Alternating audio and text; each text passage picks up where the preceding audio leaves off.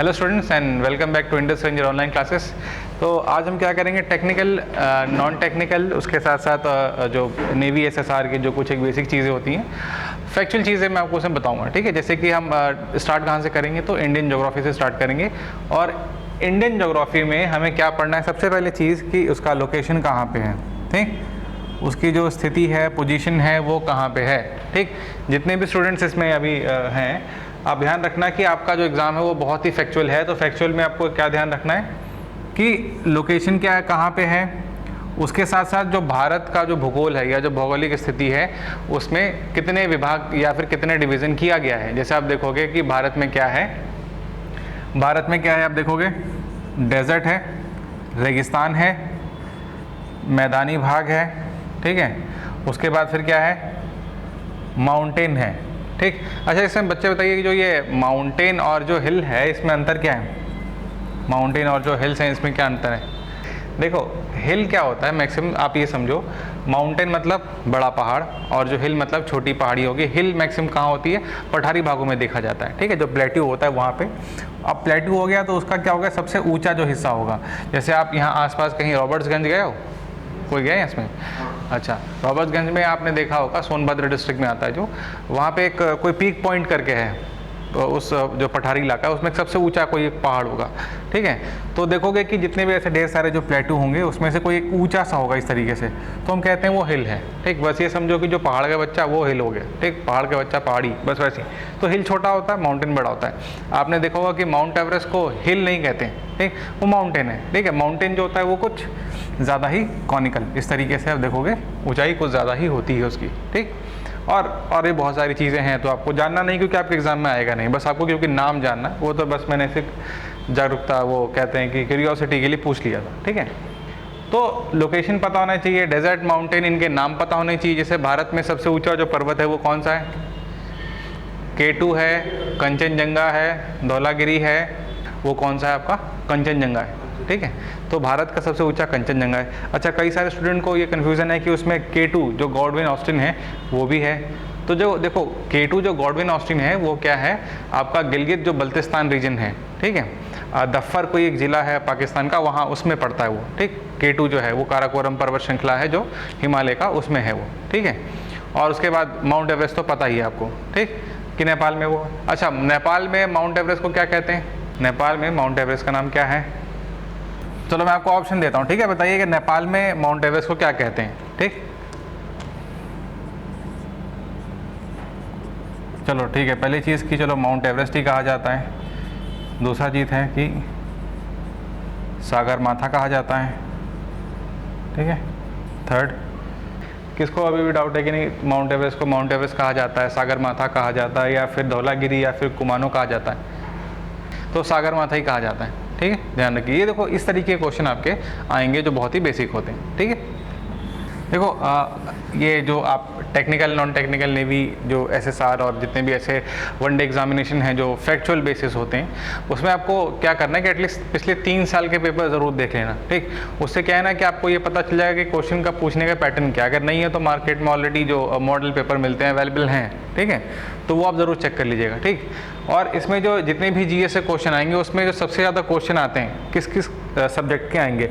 जैसे अगर मान लो कि एक ज्योग्राफी हो गया, एक आपका हिस्ट्री हो गया। ठीक है, जनरल साइंस का अलग से हो जाएगा, वो जनरल साइंस में थोड़ी चीज़ें अलग आती हैं। ठीक, वो भी कभी कभी इसमें इंक्लूड कर दिया जाता है। उसके बाद फिर क्या है कि इकोनॉमिक्स ध्यान रखना नहीं आता आपके एग्जाम में। ठीक है, इकोनॉमिक्स या फिर अर्थव्यवस्था जुड़ी कुछ भी चीज़ें नहीं आती हैं। कभी स्कीम के बारे में कुछ पूछ लिया गया कि स्कीम कब शुरू हुआ था, तो आपको तारीख दिन पता होना चाहिए। या फिर नोटबंदी कब की गई थी, तो बोलेगा 2016 में, 2018, 19 में, इस तरीके से। ठीक है, उसके बाद फिर क्या हो गया कि हिस्ट्री आ जाएगा। ठीक, उसके बाद फिर इसमें थोड़ा सा जो अवार्ड्स होते हैं, जैसे अभी देखोगे हाल फिलहाल में सबको ये द्रोणाचार्य अवार्ड, राजीव खेल रत्न अवार्ड सबको दिया है, मिला है ना, वो ज़रूर से याद कर लीजिएगा आप लोग। ठीक है, वो क्लास में करवा भी दिया जाएगा। उसके बाद फिर जो डिफेंस में अलग अलग एक्सरसाइज होते हैं, वो सारी चीज़ें, ठीक है, इसमें आती हैं। तो अब वो भूगोल, इतिहास और जो ये अवार्ड्स हैं और जो एक्सरसाइज हैं, ठीक है, इसी में हम इसको सबसे पहले ये पोर्शन लेके चलेंगे। तो आज हम डिस्कस करते हैं इंडिया के बारे में। ठीक, अब हमारा जो आज का टॉपिक है वो क्या है, इंडिया और हम इंडिया के बारे में ही डिस्कस करेंगे। अच्छा ये बताओ कि इंडिया का जो पुराना नाम है वो क्या है? भारत। भारत तो 90 जब हम आज़ाद हुए उसके बाद से आर्यव्रत। अच्छा और बाकी लोग? अच्छा अगर हम बात करेंगे नहीं बहुत पहले जब यहाँ पे ग्रीक आए थे, ठीक है, यूनानी जब यहाँ पे आए थे तो वो इंडिया को क्या कहते थे? तो देखो वो जो ग्रीक आए, जो यूनानी आए, अगर हम मान के चले 2000-2500 साल पहले के आसपास, तो उसको वो इंडोई कहते थे, इंडोई, ठीक है। तो जो यूनानी भाषा होती थी उसमें इसको इंडोई कहा जाता था, ठीक। उसके बाद फिर जब पर्शियन आए, ठीक, आप मान के चलो कि जो आज आपका ये है ईरान है, इराक है, इसको आज फारस उस समय कहा जाता था। पर्शियन जब यहाँ पे आए तो उन्होंने ये देखा कि अगर हम भारत को मान लेते हैं, चलो भारत का एक मोटा मोटी ऐसा कुछ मैप बना के चलते हैं, चलो बस समझने के लिए हमने बना लिया, ठीक है। अब देखो यहाँ से क्या है कि आपका जो इंडस रिवर, मतलब जो सिंधु नदी यहाँ से जो बह के जा रही है, ठीक है, ये पाकिस्तान है हमारा आज, ठीक, पाकिस्तान ही। इसके बाद से फिर जो है ये मान लेते हैं हमारा इंडस या फिर जो सिंधु नदी है, ठीक है। अब पर्शियन जो आए उन्होंने कहा कि सिंधु के पार, ठीक, ये सिंधु नदी है, सिंधु के पार जो ज़मीन है और जो वहाँ पे रहने वाले लोग हैं, ठीक है, उसका उन्होंने नाम दिया हिंदुस्तान। और ब्रिटिशर्स इसको लिखते थे इस तरीके से, ठीक है, बट एक्चुअली इसको वो हिंदुस्तान नहीं बोलना चाहते थे, वो बोलते थे हिंदुस्तान, ठीक है। अब वो आई से हा कैसे हो गया? एक्चुअली है क्या कि आप लोग ने अगर देखा होगा, इसको कहते हैं MTI, मदर टंग इन्फ्लुएंसी होता है, वो होती है। जैसे अगर मान लो कि आप भोजपुरी बोलते हैं, आपकी अगर मातृभाषा भोजपुरी है, तो कुछ ऐसे शब्द होते हैं जिसका उच्चारण आप ढंग से कर नहीं पाते हैं, ठीक है। तो जैसे यहाँ के लोग क्या कहते हैं, ऑल को क्या कहते हैं, आल कहते हैं, ठीक है, द को दा कहेंगे, ठीक, या फिर कुछ एक ऐसी चीज़ हो जाती है जिसको वो घुमा फिरा के कहते हैं या उच्चारण उसका ढंग से हो नहीं पाता। तो जो शब्द है, ठीक है, आई को उन लोग क्या उच्चारण करते थे, हा, ठीक, पौ को भी क्या उच्चारण करते थे, हा। तो जैसे आप देखोगे पंजाबी में क्या होता है, पैसे नहीं कहते, वो पैहे कहते हैं, ठीक है, हा उनसे उच्चारण नहीं हो पाता था। तो हिंदुस्तान ना कह करके उन्होंने क्या कह दिया, और स भी वो उच्चारण नहीं कर पाते थे, ध्यान रखिएगा, स, ह और आई उनसे ढंग से उच्चारण नहीं हो पाता था। तो क्योंकि इससे पहले उन्होंने कहा कि इंदोई, ठीक है, और सिंधु नदी के पास, तो वही दोनों चीज़ें, फिर उन्होंने कहा कि ये हिंदुस्तान हो गया। अब वहाँ से जो पर्शियन से हम लेके चले रहे हैं, तो हमने कहते कहते आज तक वो हिंदुस्तान ही चल रहा है, ठीक है। वैसे उनका कहने क्या मतलब था, सिंधु नदी के पार, ठीक। जैसे आप देखोगे लिखा होगा पाकिस्तान, हिंदुस्तान, मतलब सिंधु नदी के पार जो रहने वाले लोग हैं वो हिंदुस्तानी है, मतलब हम हिंदुस्तानी। अब पाकिस्तान मतलब जो पवित्र जगह है, ठीक है, स्थान मतलब जगह जहाँ पे लोग रहते हैं, स्थान इस तरीके से कहा गया है, ठीक है। ये उनका कुछ एक बेसिक कॉन्सेप्ट था। अब इस तरीके से बस आप देखो कि आर्यव्रत कहा गया है। भारत जो नाम जो आया है, भारत एग्जैक्टली क्या है कि एक छोटा सा जो एरिया है, कहाँ पे, जहाँ पे ये जो आपका मेरठ, आगरा, दिल्ली, इसके आसपास का जो हिस्सा है, मैक्सिमम उतना ही पहले भारत हुआ करता था। बाद में उसको कह दिया गया कि नहीं यहीं पे, क्योंकि राजधानी थी, कैपिटल था, और मैक्सिमम जो पॉलिटिक्स होती थी यहीं होती थी। उसके बाद फिर ये भारत पूरे नाम इस तरीके से रख दिया गया, ठीक है। तो नाम इस तरीके से पड़ा। अब इसमें कुछ जो मौलिक बातें हैं, मतलब जो कुछ एक बेसिक चीज़ है, वो आपको पता होना चाहिए कि अगर हम मान लेते हैं कि इंडिया, फिर से ग्राफ मैप बना लें इंडिया का। अब इसमें आपको क्या ध्यान रखना है, जो आपके एग्ज़ाम में ज़्यादातर पूछा जा सकता है, वो कहेगा कि नहीं भारत में जो नॉर्थ से साउथ, ठीक, और उसके बाद फिर जो आपका ईस्ट से जो वेस्ट है, इसमें ज़्यादातर भारत की जो अधिकतर जो लंबाई है वो नॉर्थ से साउथ है या फिर ईस्ट से वेस्ट है। 3233 किलोमीटर, ठीक है, इतना ही है, ठीक। उसके बाद फिर हम देखें गुजरात से लेकर के मैक्सिमम आपका जो अरुणाचल कितना है।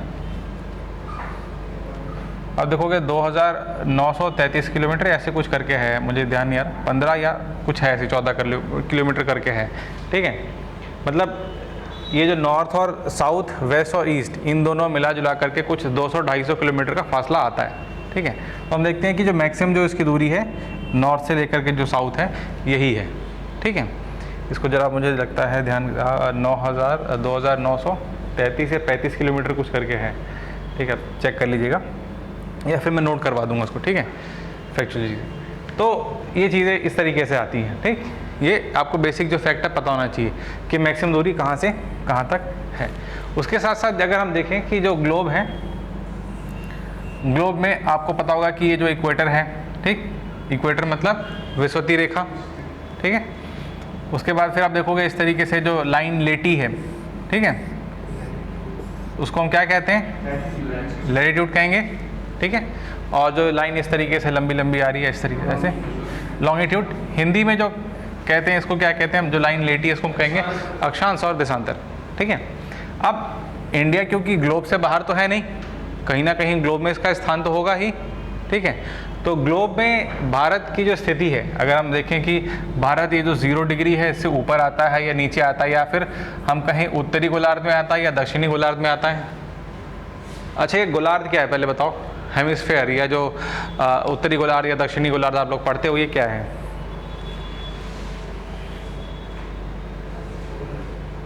हाँ हाँ, पोलार्ध, अच्छा देखिए गोलार्ध, अच्छा देखो गोलार्ध क्या होता है, जैसे मान लेते हैं हम ये क्या है, एक पूरा का पूरा सर्कल है, गोला है, इंग्लिश में इसको क्या कहते हैं हम, स्फेयर कहेंगे, है ना, स्फेयर कहते हैं, पूरा का पूरा सर्कल है। अब इसको बीच से हम डिवाइड कर देंगे, बांट देंगे, तो क्या हो गया, हेमिस्फेयर या सेमी भी कहते हैं, हाफ, ठीक। तो क्योंकि उत्तर है तो ये कहेंगे नॉर्दर्न हेमिस्फेयर और ये आपका साउदर्न हेमिस्फेयर, ठीक है, इस तरीके से, ठीक। ये नॉर्दर्न हो गया और उसके बाद फिर ये साउदर्न हेमिस्फेयर हो गया। तो इसलिए हम कहते हैं कि उत्तरी गोलार्ध दक्षिणी गोलार्ध। और भारत किस में आता है, नॉर्दर्न हेमिस्फेयर में आया या साउदर्न हेमिस्फेयर में? भारत किस में आता है, नॉर्दर्न हेमिस्फेयर या साउदर्न हेमिस्फेयर? सोच के बताओ।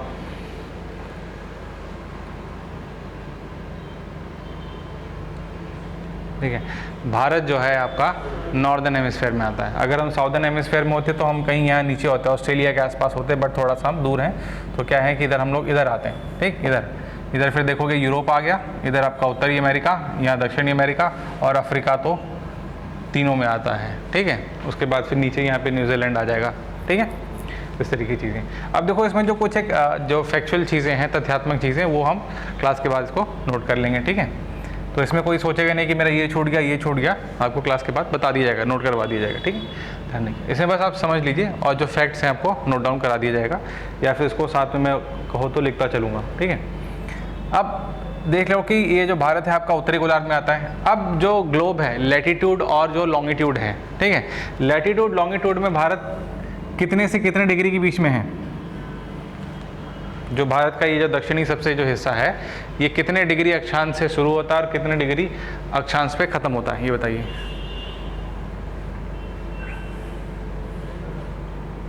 कितने डिग्री अक्षांश पे शुरू होगा, कितने डिग्री पे खत्म होगा? ठीक है, देखो 8.4 डिग्री लैटिट्यूड, ठीक है, 8.4 डिग्री अक्षांश यहाँ से स्टार्ट हो जाएगा, ठीक है। मैक्सिमम ये 37.9 के आसपास आके क्या होता है, ख़त्म हो जाता है, ठीक। मतलब अगर देखा जाए तो भारत क्या है, इक्वेटर को मान के चलते हैं क्या, 0 डिग्री, ठीक है, इक्वेटर यहाँ पे तो 0 डिग्री, उसके बाद ये मान लेते हैं चलो 10 डिग्री, फिर 20 डिग्री, तो 10 डिग्री है तो मतलब क्या है कि उससे थोड़ा सा नीचे से ही स्टार्ट होगा इस तरीके से ऐसे भारत, और मैक्सिमम जो 37 डिग्री का जो लाइन होगा, ठीक है, वहाँ तक आते आते क्या हो जाएगा, इंडिया ख़त्म हो जाएगा, मतलब ये उसका एक्सटेंशन ओवर हो जाएगा, ठीक। सेम चीज़ क्या इसी तरीके से लैटिट्यूड भी है, तो मतलब लैटिट्यूड भी यहाँ से लेके यहाँ तक 1 डिग्री के बाद ख़त्म हो जाएगा। तो ये क्या है, कुछ बेसिक चीज़ें इसमें जो डाटा है आपको याद रखना है, ठीक है।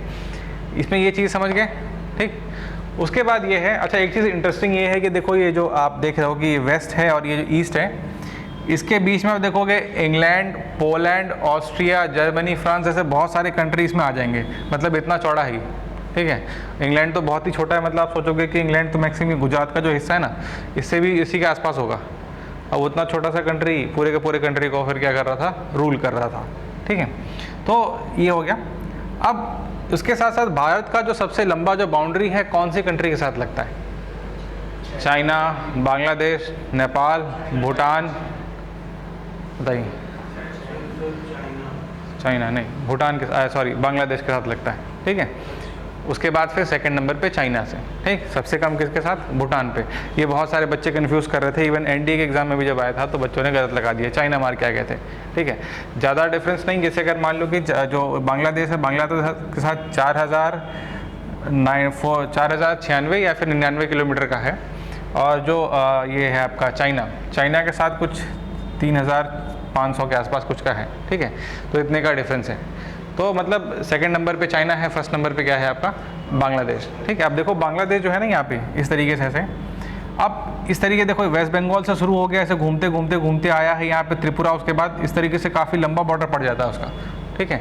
तो काफ़ी लंबा बॉर्डर पड़ जाता है, तो मतलब बांग्लादेश जो है उसके साथ सबसे ज़्यादा लगता है, ठीक। अब ये क्या हो गया? इसके कुछ एक बेसिक चीज़ हो गई।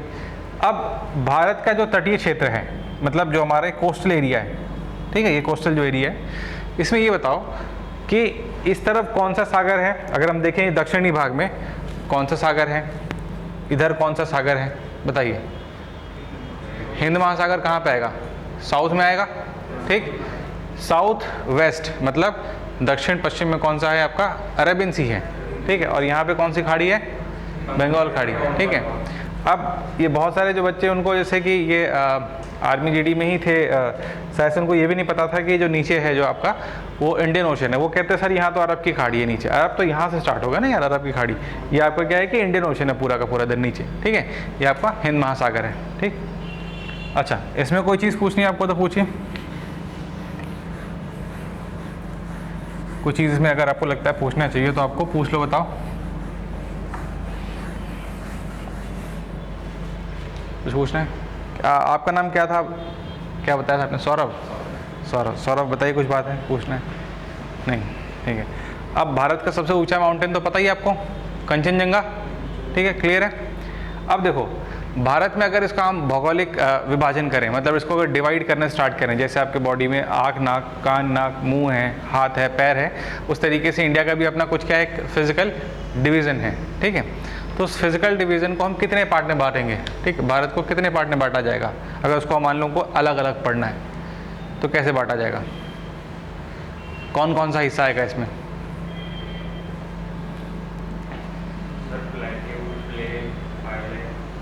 ठीक है।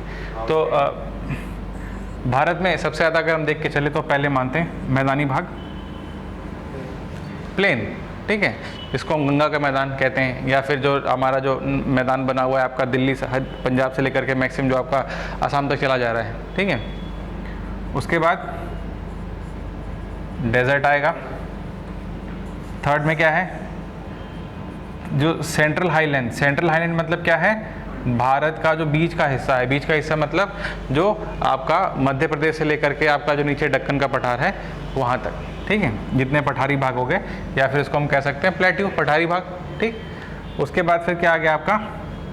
पर्वत, माउंटेन्स, ठीक है। पांचवें पे क्या होगा? तटीय भाग, ठीक है। कुछ कह रहे थे आप? हाँ, कोस्टल एरिया, उसमें फिर हम इसको क्या करेंगे? आइलैंड भी इंक्लूड कर लेंगे, सब उसी में आ जाएगा, ठीक है। इस तरीके की चीज़ें। तो कुछ मिला के हम इसको 5 भागों में क्या करेंगे? बांट देंगे, ठीक। तो बस आपको ये पता होना चाहिए कि 5 भागों में बांटा गया है। अब मैदान में क्या देखना है आपको? देखो जो आपका ये जो एग्ज़ाम है इसमें ये पूछा जाएगा कि गंगा का मैदान या फिर जो पंजाब का जो मैदान है ये कहाँ से कहाँ तक फैला, ये सब चीज़ें नहीं पूछी जाएंगी। उसमें ये पूछा जाएगा कि अगर मान लो गंगा नदी भारत की सबसे लंबी नदी है तो उसका सबसे ज़्यादा जो बहाव है वो कौन से राज्य में है, ठीक।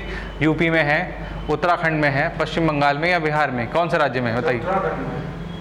यूपी में है, ठीक है। यूपी देखो ना कितना लंबा स्टेट है, तो मैक्सिमम जो गंगा नदी बह रही है वो यूपी में बह रही है, ठीक है, इस तरीके से। उसके बाद फिर क्या है कि ये पूछ ले, क्योंकि देखो भारत में इकलौता हमारे पास डेजर्ट है थार, ठीक है। तो थार मरुस्थल की लंबाई चौड़ाई आपको याद होनी चाहिए कितनी है, ठीक है, इस तरीके से। अब सेंट्रल हाईलैंड में ये पूछा जा सकता है कि जो देखो इसमें क्या है कि नर्मदा नदी कहाँ से निकलती है, कहाँ से उत्पन्न होती है, ठीक है। सोन नदी कहाँ से निकलती है, ठीक। नदियाँ कहाँ से निकलती हैं ये आपके एग्जाम में ज़्यादा आता है, ठीक है, ध्यान रखिएगा कि ये यहाँ से निकलती है, वहाँ से, इस तरीके से। अमरकंटक की पहाड़ियों से कौन सी नदी निकलती है, ठीक है, इस तरीके के क्वेश्चन। पर्वत कि अगर उत्तराखंड के सबसे ऊंचे पहाड़ कौन से हैं, या जम्मू कश्मीर में सबसे ऊंचे पहाड़ कौन से हैं, ऐसे एक क्वेश्चन ये पूछा गया था। जो कश्मीर घाटी है, कश्मीर घाटी में कौन सी जगह है, मतलब पूछा कुपवाड़ा पूछा था, श्रीनगर पूछा था, इस तरह के क्वेश्चन इसमें आए थे। ठीक है,